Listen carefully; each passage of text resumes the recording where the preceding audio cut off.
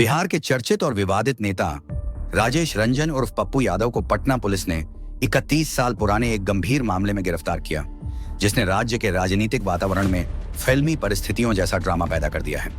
यह गिरफ्तारी अचानक हुई, जिसमें देर रात पुलिस और पप्पू यादव के बीच जोरदार टकराव, नाटक और स्वास्थ्य संकट भी शामिल रहा, जैसे किसी बड़े सिनेमा के दृश्य। 1995 का पुराना मामला, क्यों फिर से गर्मी? यह गिरफ्तारी एक 1995 में दर्ज संपत्ति / धोखाधड़ी फौजरी से जुड़े प्रकरण में हुई है, जिसके तहत पप्पू यादव पर आरोप कि उन्होंने किसी संपत्ति या दस्तावेज को गलत तरीके से प्रयोग किया था। उस समय का यह मामला अब तक कोर्ट में लंबित रहा और पप्पू यादव को समय समय पर कोर्ट में हाजिर होना था। लेकिन अब जब कोर्ट का वारंट जारी हुआ और वे अदालत में पेश नहीं हुए, तो पुलिस को अदालत के आदेश के तहत उनको गिरफ्तार करना पड़ा। यह मामला इतना पुराना है कि अब इसे 31 साल पुराना फौजरी / प्रॉपर्टी विवाद कहा जा रहा है। वही पुराना केस जो आज फिर से उनके लिए परेशानी बन गया। पुलिस रात के समय अचानक पटना स्थित उनके घर पहुंची। रिपोर्टों के मुताबिक पप्पू यादव ने पुलिस से बचने की कोशिश की। आरोप लगाया कि पुलिसकर्मी सिविल ड्रेस में आए, जैसे किसी गैंग की टोली हो, और उन्होंने पुलिस को अपने घर में घुसने से रोकने की कोशिश भी की। इस दौरान उनके समर्थकों और पुलिस के बीच हल्की बहस भी देखी गई। समाचारों के अनुसार पप्पू यादव की तबीयत भी उस समय ठीक नहीं थी। गिरफ्तार होने के बाद उन्होंने कहा कि उन्हें स्वास्थ्य समस्याएं हैं और वह डर रहे हैं कि उन्हें कुछ हो सकता है। यहां तक कि कहा कि पुलिस अगर चाहें तो उन्हें घर में ही हाउस अरेस्ट कर सकते थे। वहीं पुलिस का कहना है कि पप्पू यादव को अदालत में पेश होना आवश्यक था और उनकी गैर मौजूदगी पर वारंट जारी हुआ, जिसमें उन्हें गिरफ्तार किया गया। हॉस्पिटल में भर्ती, जिंदगी और स्वास्थ्य की चिंता। गिरफ्तारी के बाद उनके स्वास्थ्य के बिगड़ने से उन्हें पहले IGIMS गुमान अस्पताल और फिर Patna medical college and hospital PMCH में ले जाया गया, जहां उनकी सेहत का परीक्षण हुआ।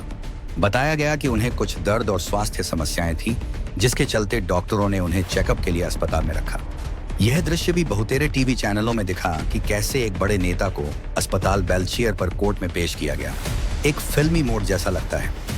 बेल मिल गई, लेकिन सीधी रिहाई नहीं। आखिरकार अदालत ने 31 साल पुराने मामले में पप्पू यादव को जमानत दे दी, लेकिन वह सीधे तौर पर जेल से बाहर नहीं आए।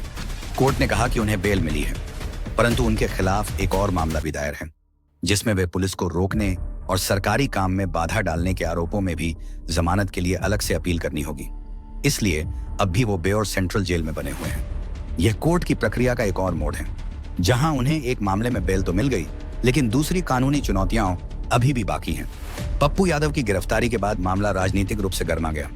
विरोधी दलों और समर्थकों ने आरोप लगाया कि सरकार ने यह कार्रवाई राजनीतिक दबाव या प्रतिशोध के तौर पर की है, खासकर जब पप्पू यादव ने हाल ही में कुछ संवेदनशील मुद्दों पर आवाज उठाई थी। कुछ नेताओं ने कहा कि यह ध्रुवीकरण की राजनीति का हिस्सा है, क्योंकि पप्पू यादव ने कई बार प्रशासन और मुख्यमंत्री नीतीश कुमार पर सवाल उठाए हैं। उनके समर्थकों ने सोशल मीडिया पर भी सक्रिय प्रतिक्रिया दी और इस गिरफ्तारी को राजनीतिक साजिश भी बताया। पप्पू यादव के परिवार वालों का कहना है कि क्या सांसद की कोई इज्जत नहीं बची और उन्हें बिना उचित कारण गिरफ्तार किया गया। लोग क्या कह रहे हैं?